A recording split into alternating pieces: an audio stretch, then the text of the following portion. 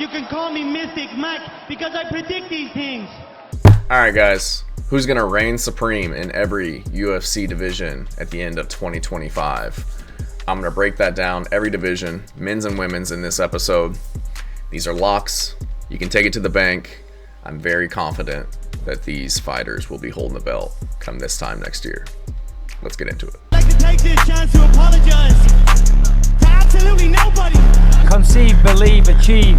I'm not scared of anyone. Oh! You stay off the tracks when the train's coming through, Junior. Don't matter if there's a Trump train or the Colby train. Get out the way.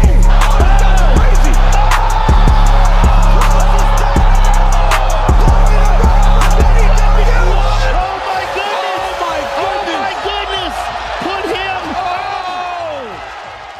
Let's get it started here with the men's flyweight division. I think a lot of people will be going with Alexandre Pantoja, just with his current dominance kind of running through the division. Giving a lot of people fits, a lot of people not seeing a lot of success during his title run.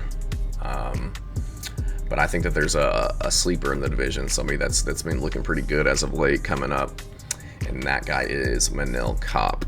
Manel Kape coming off of a great, entertaining, exciting performance against Bruno Silva. He looked great on the feet, was able to defend takedowns, was just kind of stunting on Bruno Silva, and I think Bruno Silva is really good for flyweight. So they fought in the past. Manel Kape lost a decision against Pantoja, but he was doing really well. He was seeing a lot of success in rounds 2 and 3. So I think if they ran that back 5 rounds, I think that Manel Kape would be able to game plan against him and win a decision. I think that he'd be the better striker on the feet. I think he's very quick, has great footwork, would be able to defend the takedowns from Pantoja, and I think he'd win a decision. I'm not sure if that's the route the UFC will go. Pantoja has cleared out his division for the most part, so they're kind of looking for new blood, maybe a Kai Kara France or Tatsuro Terra, Manel Kape, that type of thing. But Tatsuro Terra, not very high on him. Coming off of a loss to Brandon Royval. Brandon Royval, he's already fought Pantoja. He's already fought Pantoja and lost to him twice. I don't think the UFC or anybody is really interested in that fight. I don't think we see a different outcome in that one. I could see them doing Kai Kara France. I think that would be a fun fight. Have I been wrong yet? Have I been wrong yet? No. The entire time. So I could see Kape versus I could see Kape versus Kai Kara France for a #1 contenders match. I think Kape takes that. I think he's going to be better on the feet, just quicker all around than Kai Kara France. France has got power, but Kape's got a chin. We saw him just kind of eating punches from Bruno Silva. So I would take Kape to win that. And later in the year, if he doesn't get an immediate title shot, I think he would take on Pantoja, and I think he would beat him. So moving on. The Bantamweight Division, currently ran by Merab Dvalishvili. He will be fighting Umar Nurmagomedov coming up, and I just think that's a bad matchup for Merab. I think that Umar, he's coming from a super camp. He's one of the Nurmagomedovs, kind of one of the best gyms, coaching staffs that you can get. He doesn't drink, he doesn't party. He's solely focused on the fight game, and I think just that type of mindset and having those people that he has around him, and also just the overall skill set that he has, is just a horrible matchup for anybody in that division. Even Petr Yan, I think Petr Yan versus Umar would be a fun fight, but I just think Umar, I wouldn't say he's better than Petr Yan, but I think he can mix it up better. I think he can mix up his takedowns better than Merab, and we saw Merab have success against him, and I think that he's very technical on the feet too, and he's just a big dude. Petr Yan's not the biggest 135er, so I think Yan would be the biggest threat to Nurmagomedov. I just don't think he'd get it done. I think he'd lose a decision to him. I think Umar would make it dirty. He would on the feet, I think that it would be pretty even, but when you incorporate his takedowns and his grappling that Jan's got to think about and worry about, and worry about losing rounds, I think that he can tire him out. I think that he can edge him out with that type of game plan. So I don't see a Corey Sandhagen, Davison Figueiredo. I don't see any of these guys really threatening an Umar Nurmagomedov. Maybe Sean O'Malley, but Sean O'Malley hasn't shown the greatest takedown defense. I think that Umar would be just as good, maybe not just as good, but defensively responsible enough on the feet to take out a Sean O'Malley, get him to the ground, beat him up, maybe submit him. So I'm gonna go with Umar. I think he beats Merab.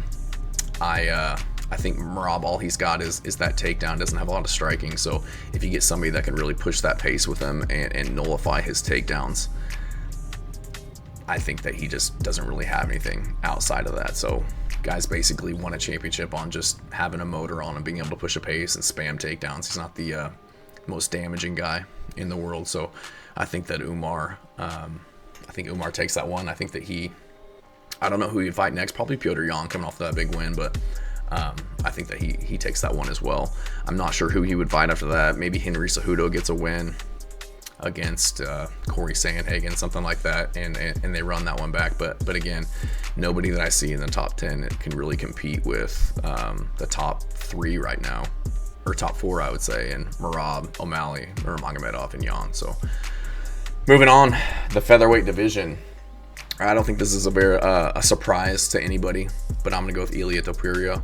I think he's pound for pound one of the best fighters in the sport right now. Absolute stud on the feet, legit black belt on the ground, great takedown defense. You hear a lot of rumors about him, out wrestling like Dagestani wrestlers in the gym and just, putting high level fighters out and sparring when he goes to other gyms. So I don't think anybody beats Ilia Topuria until he vacates and moves up to 155, or, he said he wants to be out of the game in a few years. So I don't see anybody beating him. I don't want to see him fight Volkanovski again. I love Volkanovski. I don't want to see him get put out. So I do think Diego Lopez versus him would be a fun fight. Diego's very similar. He has very good striking. He's got a lot of power for the division. He's also a very good black belt. I think he's the head black belt instructor at his gym. So I think that would be a fun fight. I think that would be a lot more close than people would think. But I just think Topuria is on a different level. I think he's the pinnacle of the sport at this time, and he's young. He hasn't even really hit his prime. So I think Topuria, easy. I think that's probably the lock of this fight prediction, to be honest with you. Moving on, 155, the lightweight division, currently ran by Islam Makhachev, another one of Khabib's crew. He's going to fight Arman Tsarukyan coming up. I just think Islam's going to win that. I think that he's just hands down better everywhere than everybody else. Again, one of those guys, sole focus is on fighting, doesn't get out of shape, doesn't really ever leave camp. These guys are always in the gym helping each other. So he's going to fight Arman Tsarukyan. I think he's going to win that one. You could argue that Charles Oliveira would get the rematch. Love Charles Oliveira. I think that he could really threaten Makhachev, but I just think Makhachev he's too big. He has too much of that takedown threat, and I think that he can stay safe on the ground against Oliveira. I think that he could game plan against him. Justin Gaethje, great striker, but been shown to be able to get taken down and just laid on. One of those guys that he's hard to get down, but once you do get him down, he kind of just gives up his back. Doesn't really have technical get-ups or any jiu-jitsu defense or sweeps. So I think that Makhachev would make easy work of Gaethje. So I keep looking through I don't see anybody in the top 10 that I think threatens Makhachev. Honestly, I wouldn't be surprised if he moves up to 170 at some point, because we're looking at a very grappler heavy division at 170. And I think that Islam is just as good, if not better, than a lot of those guys. And I think that he's got the striking to go with it. So moving on, welterweight division. Bilal Muhammad's the current champion. Very one-dimensional. We saw him get a knockout over Sean Brady, but he's just not the greatest on the feet. Primarily looking for takedowns. We all know that. I think that if you can stop the takedowns, you can stop Bilal Muhammad. And I think the guy to do that is Shavkat Rakhmonov, the boogeyman of the division. Coming off of kind of a lackluster performance over Ian Gary, but Ian Gary's no slouch. Dude's amazing on the feet, very technical, got a great judo background, makes him really hard to take down, and Shavkat beat him. You can you hear that he had a torn ACL or something, some injury going into it, who knows. Could just be an excuse, but I don't see him the type of guy to just make an excuse for a loss like that. So I think Shavkat probably gets the next title shot. I believe Jack Della Maddalena is rumored to fight Usman. I think JDM takes that win. I think he takes that fight. So I would assume that they would do Shavkat versus Bilal next. probably in the Middle East somewhere, like an Abu Dhabi, Saudi Arabia card. But I think Shavkat's just too dangerous on the feet, and I think that he can defend Bilal's takedowns or look for subs. He's got a really good guillotine. He'll jump a guillotine. We've seen him do that in the UFC. So I think that he poses a lot of threats to Bilal's fighting style, very one-dimensional fighting style. The one thing that Bilal's good at, Shavkat's really good at, and he's also a very powerful, dangerous striker to where he could really expose that gap in Bilal's game. And Bilal's not a spring chicken. He's getting up there. I don't think he's probably on the back end of his career, definitely not in his.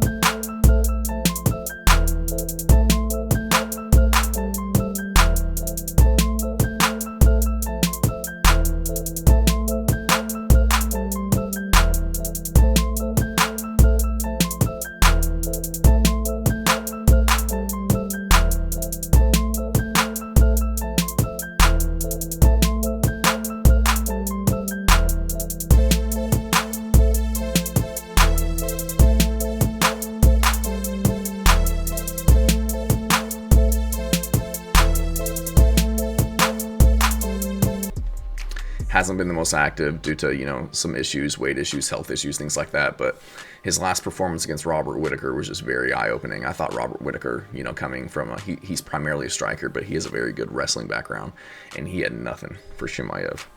So I think that Chimaev is just much more well-rounded. Not well-rounded, they're both very well-rounded, but I think that he is better than Duplessis everywhere. So if he can stay healthy, if he can continue to improve every fight, I think that he can get Duplessis out of there. My concern is, can he go 5 rounds?